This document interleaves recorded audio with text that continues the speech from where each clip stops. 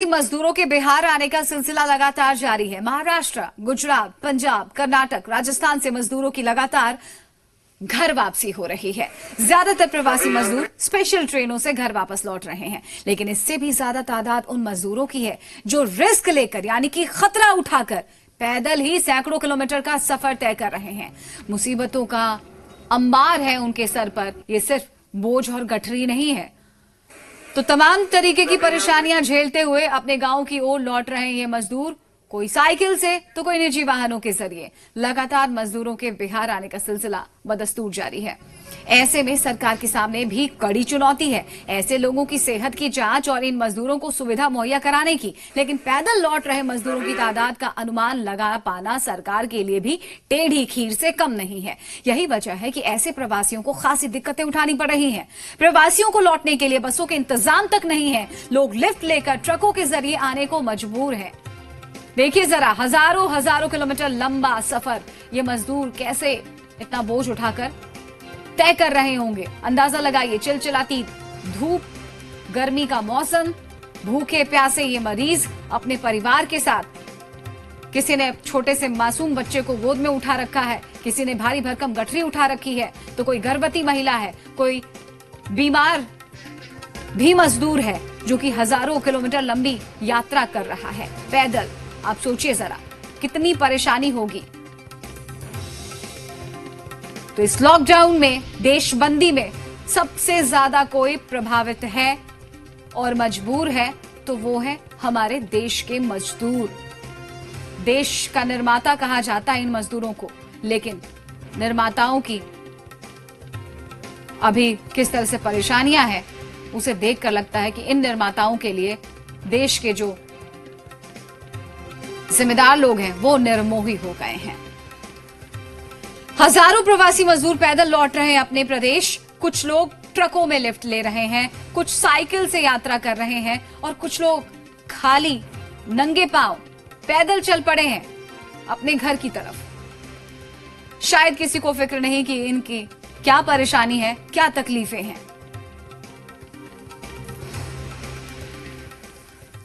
तो सरकार द्वारा मजदूरों को घर वापसी के लिए मिल रही तमाम सुविधाओं के दावों के बीच मजदूरों का ट्रकों से पलायन लगातार जारी है। तस्वीरें देखिए आप, क्या लिखा हुआ इस बस के आगे, खाद्य सामग्री, एसेंशियल सर्विसेज, एसेंशियल गुड्स, और ट्रक पर सवार है ये मजबूर मजदूर। कितनी तादाद है इनकी, कोई व्यवस्था नहीं है। किस मुंह से कहें कि आप सोशल डिस्टेंसिंग को आप फॉलो कीजिए, पालन करिए, क्योंकि एकमात्र ही विकल्प है, एकमात्र चारा है कोरोना वायरस से बचने का। लेकिन इन्हें अगर व्यवस्थाएं ही नहीं मिलेंगी, सुविधा ही नहीं मिलेंगी, तो ये मजदूर करें तो क्या करें। कैमूर जिले के बिहार यूपी बॉर्डर पर खाद्य सामग्री ढोने वाले ट्रकों में मजदूर बैठकर घर जा रहे हैं। सरकार कहती है कि मजदूरों को घर जाने के लिए बॉर्डर पर बसों का इंतजाम किया गया, लेकिन कैमूर जिला छोटा होने की वजह से जितनी संख्या में मजदूर आ रहे हैं उसके मुताबिक बसों की उपलब्धता बेहद कम है, जिससे मजदूरों को ज्यादा परेशानियां उठानी पड़ रही है। गुंडा जेल में बंद कैदी कोरोना के कारण छूट गया, लेकिन उसे घर जाने के लिए सरकार की तरफ से कोई व्यवस्था नहीं की गई, जिसके बाद करीब 40 किलोमीटर पैदल चलकर उसने एक ट्रक से लिफ्ट ली और झारखंड के लिए निकल पड़ा। हरियाणा और महाराष्ट्र के ट्रकों के जरिए भी आए मजदूरों का कमोबेश यही हाल है। कहाँ जाना है आपको? बिहार जाना है। बिहार जाना है। बिहार में कौन जिला जाना है? रोहतास जिला। कौन से बॉर्डर से आप आए हैं? क्या बोलते हैं, कैमूर पर। जांच हुआ आपका? हाँ, जांच हुआ। कहाँ है जांच? मोहर दिखा है तो मोहर सब पसेना सब मिटक चुकी है। हाँ। और बोलिएगा तो सब चीज रेडी है हम लोग का। 20 लगा दिया था हमको, फ्रॉड फंसा, दोस्तों के चक्कर में फंस गया था। अच्छा। तो उसमें उसके बाद 35 दिन हमको रखा क्वारंटाइन में। हाँ हाँ। 30 तारीख को हम छूटे थे, अगला 30 तारीख को। हाँ। उसके बाद कोई साधन झारखंड के लिए नहीं हो रहा था। हाँ। उसके बाद मैं कलेक्टर के पास गया, एसडीएम के पास गया, 3-4 बार गया। उसके बाद बोला कि झारखंड के लिए हम लोग कुछ सुविधा नहीं कर सकते। तो उसके बाद ये पर्ची हम दिखाएं, जेल से छूटे हैं तो बोला कि ये पर्ची को भी कुछ भी सहायता दीजिए। तो बिहार के मजदूर देश के अलग अलग हिस्सों में फंसे हुए हैं, इसलिए हम अपने देश के अलग अलग सहयोगियों से जुड़ेंगे, उनसे जानेंगे ग्राउंड रियलिटी क्या है। देवेंद्र हमारे जी मीडिया संवाददाता मुंबई से जुड़े हमारे साथ, कुलवीर दीवान जी मीडिया संवाददाता अमृतसर से इस वक्त जुड़े हमारे साथ, जयपाल शर्मा जी मीडिया संवाददाता बेंगलुरु से, साथ ही साथ हमारे साथ हमारे और भी सहयोगी जुड़ेंगे, उनसे भी हम बात करेंगे। रवि, जी मीडिया संवाददाता, अहमदाबाद से जुड़ रहे हैं। सबसे पहले हम यहां पर बात कर लेते हैं हमारे सहयोगी यहां पर जयपाल शर्मा से, जो कि बेंगलुरु से जुड़े हुए हैं। जयपाल, हम लगातार जो तस्वीरें देख रहे हैं, अपने दर्शकों को दिखा रहे हैं, कहीं ना कहीं इन तस्वीरों को देखकर हर किसी का दिल पसीज रहा है, लेकिन सरकार, सिस्टम कहीं ना कहीं ऐसा लग रहा है कि इन जो देश के निर्माता हैं इनके लिए निर्मोही बने हुए हैं। क्या कुछ तस्वीरें, ताजा तस्वीरें आप वहां पर देख पा रहे हैं? अपने कैमरे की निगाहों से हमारे दर्शकों को भी दिखाइए।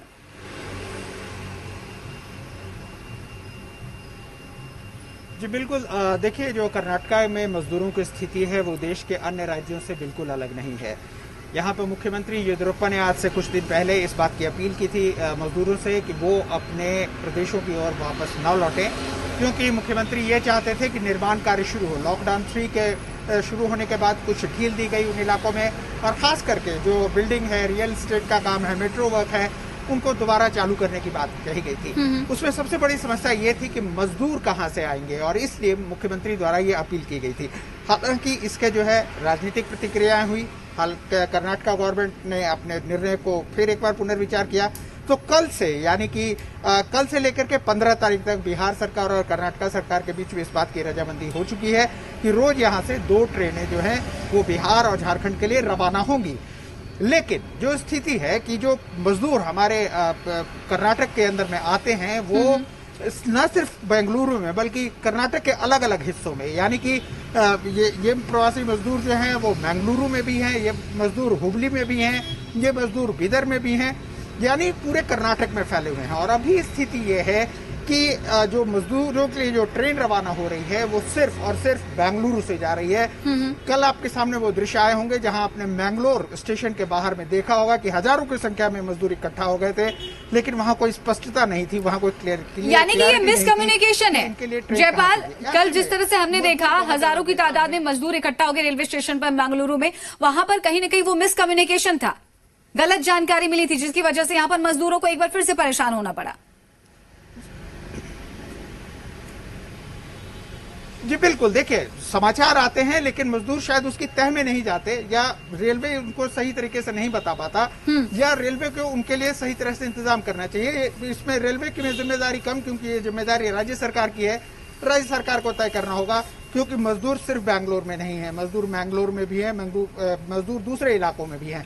उनको कैसे असेंबल करके कहां से उनकी सुविधा के अनुसार ट्रेनों को तैयार किया जाए उनके नजदीक के स्टेशन से, ये एक सबसे बड़ा काम यहाँ पर होना बहुत जरूरी है। इस वक्त में कर्नाटक के अंदर में हजारों ऐसे मजदूर हैं जो बिल्कुल मैं कह सकता हूँ कि उनका संयम टूट गया है, वो वापस जाना चाहते हैं कम से कम एक बार, क्योंकि 40 दिन के लॉकडाउन में इनकी आमदनी बंद हो गई, जो उनके पास पूंजी थी वो खत्म हो गई। हालांकि राज्य सरकार के द्वारा ये कहा गया कि जो रजिस्टर्ड मजदूर हैं उनको वो अपनी तरफ से पैकेज देंगे, डायरेक्ट अकाउंट में मनी ट्रांसफर करने की बात की गई और की भी जा रही है। लेकिन सरकार के पास जो आंकड़े हैं वो सिर्फ 15,80,000 मजदूरों के हैं, जबकि वास्तविकता ये है कि इस वक्त जयपाल, जरा हमें ये बताइएगा, कहीं ज्यादा है, बिल्कुल, कि कौन सुनेगा। कर्नाटक की हकीकत आप मुझे बताइएगा। जो मजदूरों की अभी दुर्दशा हम देख पा रहे हैं, पूरा देश देख रहा है कहीं ना कहीं। आपको क्या लगता है, जो सरकार की तरफ से दावे किए जा रहे हैं, प्रशासन की तरफ से जो दावे किए जा रहे हैं, क्या वाकई आपको ग्राउंड रियलिटी लगती है कि सरकार, प्रशासन इन मजदूरों के साथ खड़ा है? ये प्रशासन खड़ा है, सरकार उनके साथ है, इंतजामात प्रॉपर है?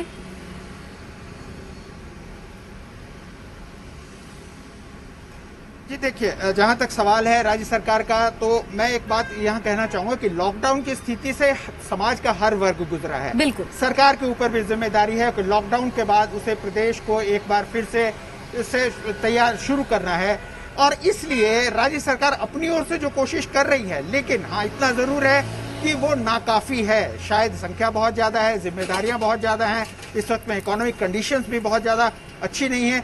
ऐसे में निश्चित रूप से सरकार को कम से कम इन मजदूरों के लिए, जैसा कि आपने कहा कि देश के निर्माता हैं, हम बड़े बड़े शहरों के अंदर में आलीशान बिल्डिंग्स देखते हैं, लेकिन शायद हम कभी इस बात को नहीं सोच पाते कि एक्चुअली इनको बनाने वाले जो लोग हैं वो ये मजदूर हैं, और इस वक्त में उनका ख्याल करना बेहद जरूरी है।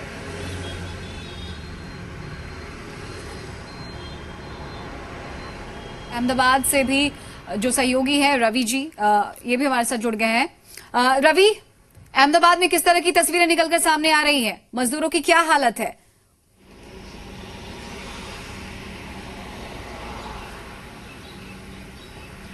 बिल्कुल रस्मी बात की जाए तो जिस तरह से पूरे देश में जो मजदूरों की हालत है वही हालत गुजरात में भी है। यहाँ पर लाखों की तादाद में यूपी, बिहार से और अलग अलग जो राज्यों से मजदूर यहाँ पे आते हैं। जिस तरह से लॉकडाउन हुआ, पिछले 40 दिनों से ये सारे मजदूर यहाँ पे फंसे हुए थे। इनको इनके घर पर जाना था, लेकिन पहले तो सरकार ने कोई सुविधा नहीं मुहैया करा गई। लेकिन जब केंद्र सरकार ने आदेश दिया उसके बाद अब बिल्कुल गुजरात सरकार द्वारा ट्रेनें दौड़ाई जा रही है। अहमदाबाद हो, सूरत हो, वडोदरा हो या राजकोट हो, अलग अलग जो बड़े बड़े जिले हैं वहां से रेलवे स्टेशन पर से जो ट्रेन है वो ट्रेन में इन लोगों को भेजा जा रहा है। लेकिन कुछ नजारे ऐसे भी देखने को मिल रहे हैं, रश्मि के जो मजदूर है उनको पैदल ही रेलवे स्टेशन तक आना पड़ रहा है, या फिर उनको जिस तरह से कोई ट्रक में बैठकर आना पड़ रहा है, साइकिल लेकर आना पड़ रहा है। अभी ऐसी एक घटना घटी थी कि एक मजदूर पैदल आ रहा था और उसका धूप की वजह से उनकी मौत हो चुकी थी। ऐसी भी घटनाएं गुजरात में बन रही है। लेकिन जिस तरह से बात की जाए तो गुजरात सरकार ट्रेनें दौड़ाकर मजदूरों को अब उनके वतन पहुंचा रही है। रश्मि, बिल्कुल रवि, देखिए सबसे ज्यादा मजदूर बिहार के गुजरात में ही होते हैं और वहां से कई ट्रेनें भी आ रही हैं। वहां पर काफी तादाद है बिहार के मजदूरों की। जरा हमें ये बताइएगा रवि, एक जर्नलिस्टिक अप्रोच के साथ मुझे समझाइएगा, कल जो खबर सामने आई महाराष्ट्र से औरंगाबाद में जो हादसा हुआ, 17 मजदूरों की जान चली गई। कहा जा रहा है कि वो मजदूर बेचारे बेवकूफ थे, वही लापरवाह थे, उन्हीं की गलती थी कि वो रेलवे ट्रैक पर सो गए।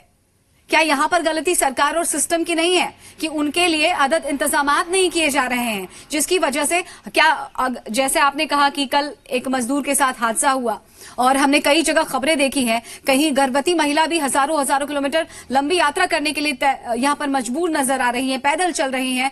उनकी तरफ किसी का ध्यान क्यों नहीं जाता? जीते जागते जो मजदूर हैं उनकी तरफ किसी का ध्यान नहीं जा रहा। मर जाते हैं तो संवेदनाएं प्रकट कर दी जाती हैं।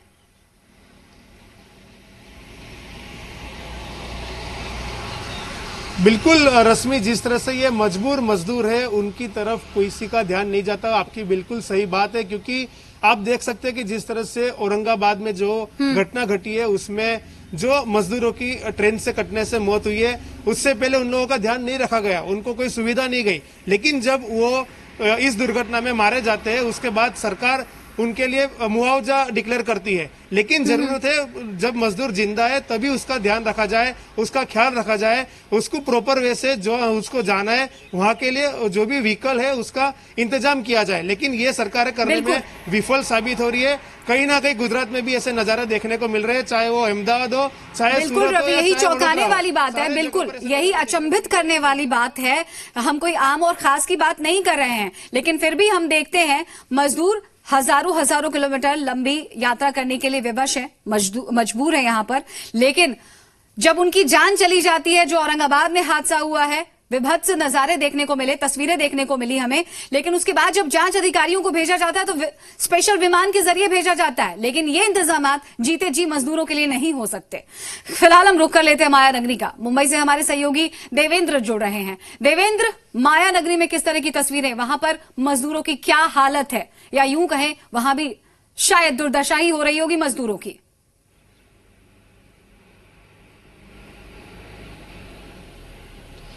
बिल्कुल रश्मि, पूरे देश भर में जिस तरह से हम मजदूरों के हालात देख रहे हैं उससे उसी तरह के हालात जो है मुंबई और महाराष्ट्र में हमें दिखाई दे रहे हैं। क्योंकि मुंबई हो, महाराष्ट्र, पूरा महाराष्ट्र हो, यहाँ पर बिहार हो या अन्य राज्यों के लाखों की तादाद में मजदूर जो है वो काम करते हैं, पिछले कई सालों से ये काम कर रहे हैं। लेकिन जब से लॉकडाउन शुरू हुआ है इन मजदूरों की काफी बुरी हालत हमें देखने को मिल रही है। लेकिन पिछले कुछ दिनों से महाराष्ट्र से, मुंबई से ट्रेन जो है वो अब बिहार हो या और राज्यों वहां की तरफ शुरू हो चुकी है। तो जो रजिस्टर वर्कर है या मजदूर है उन्हें अब उनके राज्य की ओर ले जाया जा रहा है।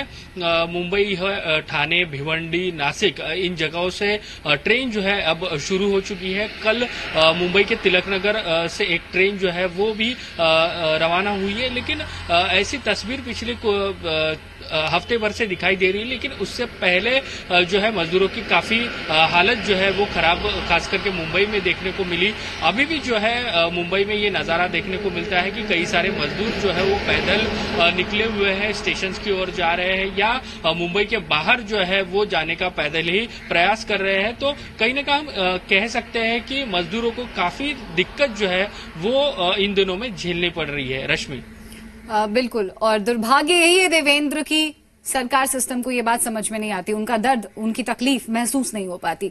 कुलवीर का रुख करेंगे। कुलवीर दीवान हमारे साथ हमारे जी मीडिया संवाददाता अमृतसर से जुड़ रहे हैं। कुलवीर, पंजाब में भी अच्छी खासी आबादी है बिहार के मजदूरों की, अब उनका भी पलायन हो रहा होगा। देखिए रश्मि, पंजाब में करीब 9.5 लाख मजदूर जो हैं या प्रवासी जो लोग हैं उन्होंने रजिस्ट्रेशन कराया है अपने अपने राज्यों में लौटने का, क्योंकि सरकार ये बंदोबस्त कर रही है कि जो प्रवासी लोग अपने राज्यों में जाना चाहते हैं उनके लिए रजिस्ट्रेशन जो है वो सभी राज्यों में, क्योंकि उनको ट्रेनों के द्वारा भेजा जा रहा है। इस वक्त मैं अमृतसर रेलवे स्टेशन पर हूँ और पहली ट्रेन जो है वो यहाँ से ठीक एक दिन पहले जो है वो यहाँ से कुछ मजदूरों को लेकर करीब 1100 मजदूरों को लेकर रवाना हुई है।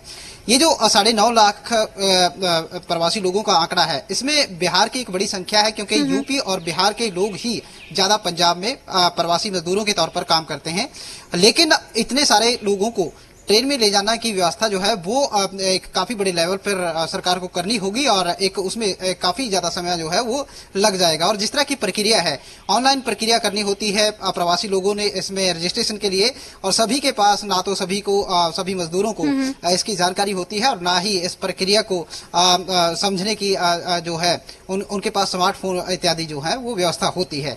तो ऐसे में बहुत सारे मजदूर हैं जो लगातार सड़कों से पलायन कर रहे होंगे। आपको याद होगा रश्मि कि जब कर्फ्यू शुरू हुआ था तो बिहार और उत्तर प्रदेश या और राज्यों के जो बहुत सारे प्रवासी लोग हैं उन्होंने पंजाब से पलायन सड़कों के द्वारा करना शुरू कर दिया था, वो पैदल ही चल पड़े थे। जिसके बाद पंजाब के मुख्यमंत्री कैप्टन अमरिंदर सिंह ने बिहार के मुख्यमंत्री नीतीश कुमार से फोन पर बात की थी और एक अपील करवाई थी बकायदा कि उनके जो प्रवासी लोग हैं, जो बिहार के लोग हैं, वो पंजाब में ही रहें, उनका हर तरह से ख्याल रखा जा रहा है, उनका हर तरह से ख्याल रखा जाएगा, वो पलायन ना करें, क्योंकि पलायन करने से रश्मि एक खतरा जो है वो कोरोना वायरस का और भी फैलने का बना हुआ था। लेकिन अब करीब 1.5 महीने का समय जो है वो गुजर रहा है और सरकारों को भी ये लग रहा है कि आर्थिक बोझ जो है। कुलवीर, एक बात बताइएगा, हमें यहाँ पर समझाइएगा, जो मजदूर पैदल चल रहे हैं गठरी लेकर, अपने परिवार के साथ, बच्चों को लेकर, अपनी बीवी को लेकर, हमें ये समझाइएगा, ये एक जिले से दूसरे जिले तक कैसे पहुंचते हैं, बॉर्डर क्रॉस करते हैं, क्या किसी की भी निगाह नहीं पड़ती है इन मजदूरों पर? वहां पर क्यों नहीं रोका जाता है उन्हें? वहां पर क्यों नहीं इंतजाम किए जाते उनके लिए? देखिए रश्मि, जहां जहां पर पुलिस का पहरा है वहां पर तो निश्चित तौर पर यह सुनिश्चित किया जाता है कि किसी भी तरह से कोई इधर उधर आए जाए ना, बॉर्डर क्रॉस ना करे। लेकिन इसके बावजूद भी पैदल लोगों के पास इस तरह के बहुत सारे रास्ते होते हैं जो जिनको ये कहें या तो ये कहें कि पुलिस या सरकार के पास इतनी बड़ी मशीनरी जो है वो मैन पावर के तौर पर नहीं होती कि हर जगह पहरा बिठाया जाए। तो ऐसे में बहुत सारे जो मजदूर हैं वो लगातार कुछ ऐसे रास्तों से गुजर जाते हैं जिन रास्तों पर या तो पुलिस का पहरा नहीं होता या फिर ये कहें कि वो पुलिस प्रशासन की निगाह से दूर होते हैं। तो ये एक बड़ी चुनौती जो है वो तमाम राज्यों के लिए बनी हुई है, न केवल पंजाब बल्कि और राज्यों के लिए भी। यही कारण है कि मजदूरों का पलायन न केवल पंजाब से लगातार हो रहा है बल्कि देश भर में हो रहा है, कश्मीर से लेकर कन्याकुमारी तक। हालांकि बिल्कुल जो है बिल्कुल आपके पास लौटेंगे। फिलहाल हम रुक कर लेते हैं पटना का, हमारे सहयोगी आशुतोष चंद्रा भी जुड़ चुके हैं। आशुतोष, आप भी देख रहे होंगे देश भर से मजदूर लाखों की तादाद में अब पहुंच रहे हैं अपने प्रदेश। इस तरह के नजारे आमतौर पर हम छठ पूजा के दरमियान देखते थे, फेस्टिवल में देखते थे, लेकिन चेहरे पर खुशी रहती थी, एक सुकून रहता था, तसल्ली रहती थी। आज ये रोते कराहते हुए कहीं कहीं, अब देखिए किसी की तो लाश भी पहुंच रही है उसके घर। अपने आप में ये तस्वीरें भयावह है, हालात बेहद खराब है। कहीं ना कहीं चूक है सिस्टम और सरकार में। जो व्यवस्थाएं यहां पर कागजों पर तो देखने को मिल रही हैं, लेकिन जमीनी हकीकत कुछ और है। देखिए जरूर, और कल मैंने कुछ मजदूरों से बात की थी। ये मजदूर गुजरात के गोधरा से लौटे थे और उन्होंने साफ तौर पर कह दिया था कि अब वो वापस नहीं लौटेंगे, उन्हें अब कमाना और खाना बिहार में ही है। और पिछले 1.5 महीने का जो समय उनका बीता है वो उनकी जिंदगी का सबसे बुरा समय था और काफी कठिन परिस्थितियों के बीच में कटा है ये समय। तो जाहिर सी बात है, और ये सिर्फ एक मजदूर की कहानी नहीं है, जितने भी मजदूर हैं पूरे देश की बात करें तो उनकी कहानी है। और आपको जानकर हैरत होगी कि क्यों मजदूर परेशान हैं और अपने घर जाना चाहते हैं, लेकिन उन्हें सही तरीके से कह सकते हैं कि सुविधा मुहैया नहीं कराई गई है। आपने आज ही देखा होगा कि किस तरह से एक ट्वीट किया गया दिल्ली सरकार की तरफ से और क्रेडिट लेने की होड़ लग गई है। मुझे आश्चर्य लगता है रश्मि कि मात्र 6.5 लाख बिल्कुल आशुतोष, देखिए इस पर हम तफसील से बात करेंगे। फिलहाल देखिए कैसे प्रदेश में जो मजदूर आ रहे हैं देश के अलग अलग कोनों से, उनकी दुर्दशा हो रही है और बड़े पैमाने पर हो रही है। देखिए जरूर मजदूरों के पहुंचने का सिलसिला लगातार जारी है और वो परेशान है। और सबसे खास बात ये है कि अगर वो बिहार लौट रहे हैं या फिर अपने प्रदेश लौट रहे हैं तो उनको कब तक बेरोजगार रहना पड़ेगा या बिल्कुल। आशुतोष बने रहिए, हमारे साथ बात करेंगे हम आगे आपसे। कराहते मजदूरों पर क्रेडिट लेने की होड़, कैसे सियासतदान कर रहे हैं। फिलहाल आप तमाम सहयोगियों का जो हमारे साथ इस वक्त जुड़े देश के कोने कोने से, आप सबका बहुत बहुत शुक्रिया। देवेंद्र आपका बहुत बहुत शुक्रिया, कुलवीर दीवान आपका भी बहुत बहुत शुक्रिया, जयपाल शर्मा आपका भी बहुत बहुत धन्यवाद, और साथ ही रवि बहुत बहुत शुक्रिया आपका, तमाम तस्वीरों को हम तक पहुंचाने के लिए, हालातों को, हकीकत को हम तक पहुंचाने के लिए। आगे बढ़ेंगे तो दिल्ली से मुजफ्फरपुर लौटे प्रवासी श्रमिकों के किराए के भुगतान को लेकर बिहार सरकार और दिल्ली सरकार आमने सामने आ गई है। दरअसल केजरीवाल